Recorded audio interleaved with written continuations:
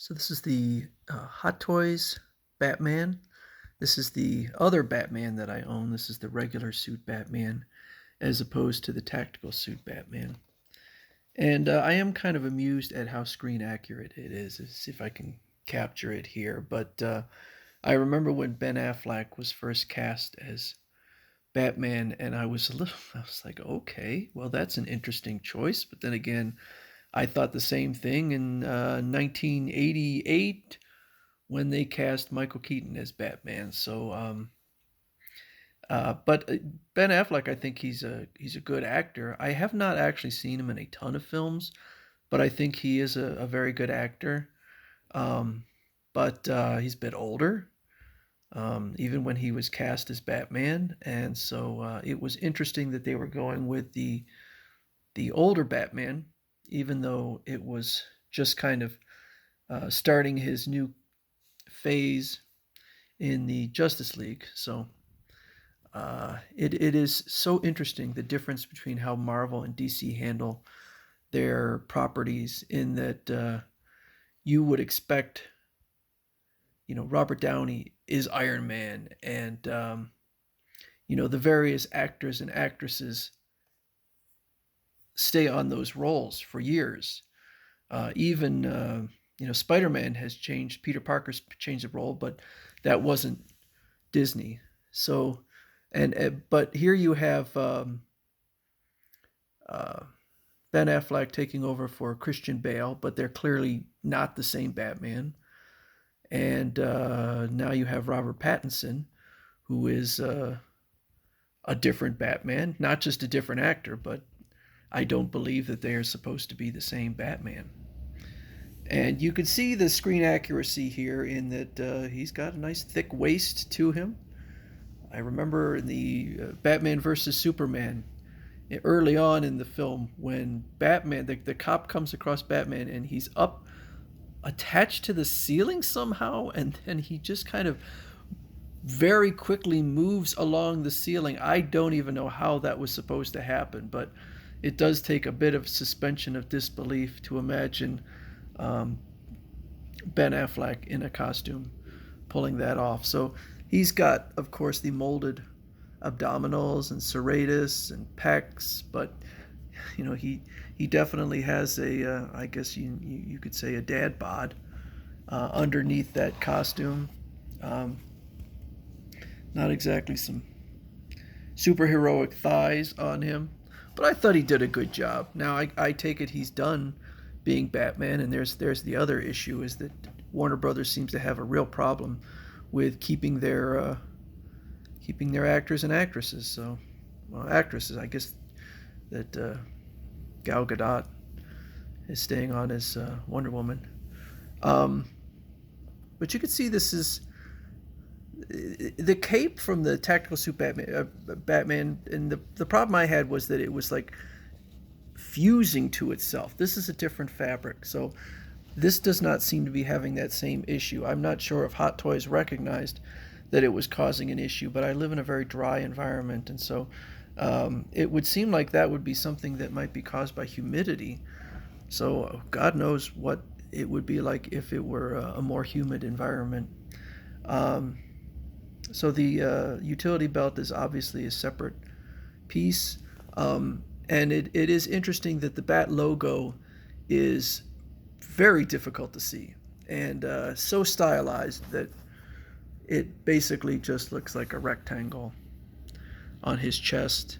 Um, this is definitely a figure that I would say does not look super heroic. I think maybe this is why Mezco tends to go with a lot of patterning, because it kind of looks like a rubbery uh,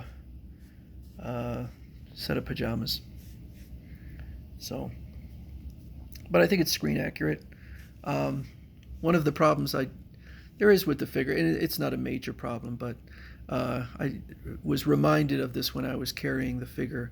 Um, this hand just loves to come off. It feels like it's held on there by nothing more than a little bit of friction. If you look at the face, yeah, that's Ben Affleck's mouth. I buy that. It's got the small ears. It's a good looking figure. I think for it, it certainly is screen accurate. Does not look super heroic, but like I said, when Batman is out there fighting, it takes a little bit of suspension of disbelief. I can imagine Christian Bale fighting, being capable of fighting. Um, I mean, I could imagine somebody of the build. Ben Affleck is a tall guy. He's a big guy. But when you see Batman moving around very quickly, it's hard to imagine that that's Ben Affleck. So on Amazon, they have, let's see. So there's the tactical suit Batman. And there's the Batman I own. Well, this is deluxe. I don't think mine is deluxe. $799. There's the Flash. $799. Okay. And there's Cyborg, and I think this is the starting price. The Cyborg figure is quite a bit more expensive than the other figures, and I just hated the costume. I think I know the Flash costume is rather busy. This is ridiculous. This is absolutely ridiculous with all this, and I just think that they could have gone with something very scaled down, simpler. His joints, his arms seem to come down to a taper, and I just don't think it looks good. So I'm going to pass on that figure. In here in eBay, there's the regular version, pre-owned. I don't know what it sold for, but clearly less than $330. So tactical suit, about $500 brand new. Hot Toys does they do a lot of superhero figures. Marvel and DC.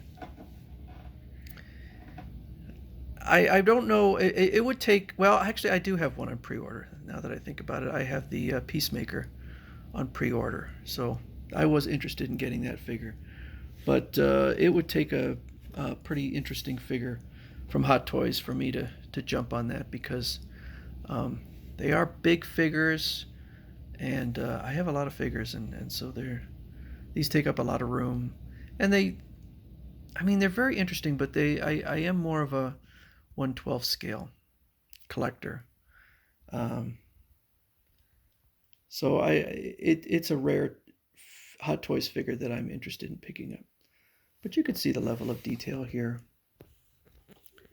It looks good.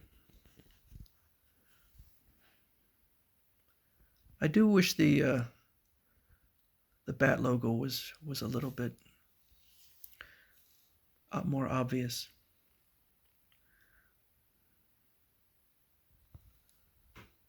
It's a good likeness. There are alternate heads, so I chose to go with the Batman head.